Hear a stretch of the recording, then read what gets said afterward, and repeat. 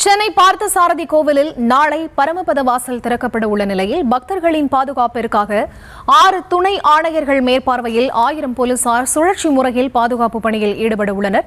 இது தொடர்பான விவரங்களை தர இணைகிறார் செய்தியாளர் முரளி. அவரிடம் பேசலாம். வணக்கம் முரளி, விவரங்கள். வணக்கம். திருவல்லிக்கேணியில் இருக்கக்கூடிய பார்த்தசாரதி திருக்கோவிலில் நாளை சொர்க்கவாசல் திறப்பு நிகழ்ச்சி நடைபெறுகிறது. 108 திவ்ய பிரசேதங்களில் இதுவும் ஒன்றாக கருதப்படுகிறது. இந்த நிலையில் பார்த்தசாரதி கோவில் இருக்கக்கூடிய சுற்றுவட்டார பகுதி முழுவதுமாக சென்னையிலிருந்து போலீசார் பாதுகாப்பு பணியில் ஈடுபடுத்தப்பட்டிருக்கிறார்கள்.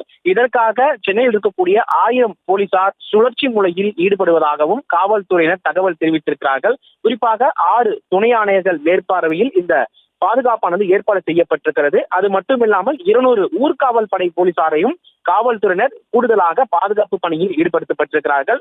ஒவ்வொரு ஆண்டும் மார்கழி மாதத்தில் இந்த சொர்க்கவாசல் திறப்பு நிகழ்ச்சியானது அனைத்து பெருமாள் கோவிலும் நடைபெறுவது வழக்கம். அதன்படிதான் சென்னை திருவல்லிக்கேணியில் இருக்கக்கூடிய பார்த்தசாரதி திருக்கோவிலில் இந்த சொர்க்கவாசல் திறப்பு நிகழ்ச்சி நாளை நடைபெறுகிறது. இதற்காக கூடுதல் பாதுகாப்பு ஏற்பாடுகள் செய்யப்படுகிறது. அது மட்டுமில்லாமல் பக்தர்கள் வரக்கூடிய அந்த இடங்களில் அவர்கள் சாதாரண கட்டணத்துக்கு எப்படி செல்ல வேண்டும், அதே போன்று சிறப்பு கட்டணத்துக்கு எப்படி செல்ல வேண்டும் என்பது தொடர்பாக கட்டைகள் கட்டி அனுமதிக்கப்படுகிறார்கள்.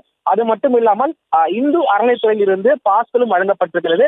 அந்த பாஸின் அடிப்படையில் அவர்கள் எவ்வாறு செல்ல வேண்டும் என்பது தொடர்பாகவும் காவல்துறையினர் அறிவுறுத்தி வருகிறார்கள்.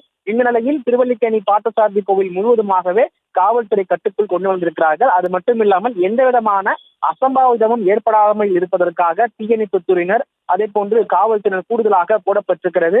சிறப்பு தரிசனம் காண வரக்கூடிய பக்தர்களுக்கு எந்த இடத்தில் செல்ல வேண்டும் என்பது தொடர்பாகவும் காவல்துறையினர் ஒரு கண்காணிப்பு கேமராக்களை வளையமாக வைத்து கண்காணித்து வருகிறார்கள். அது மட்டுமில்லாமல் வேறு ஏதேனும் திருட்டு சம்பவம் உட்பட பல்வேறு சிக்கல்கள் ஏற்பட வாய்ப்பு இருப்பதற்காக உயர் கோபுரங்கள் அமைக்கப்பட்டு சிசிடிவி கண்காணிப்பு கேமராக்கள் பொருத்தி அது மூலமாகவும் காவல்துறையினர் தற்பொழுது கண்காணித்து வருகிறார்கள். இன்று இரவு முதல் அந்த திருவல்லிக்கேணி முழுவதுமாக சாலைகள் மாற்றப்பட்டிருக்கிறது.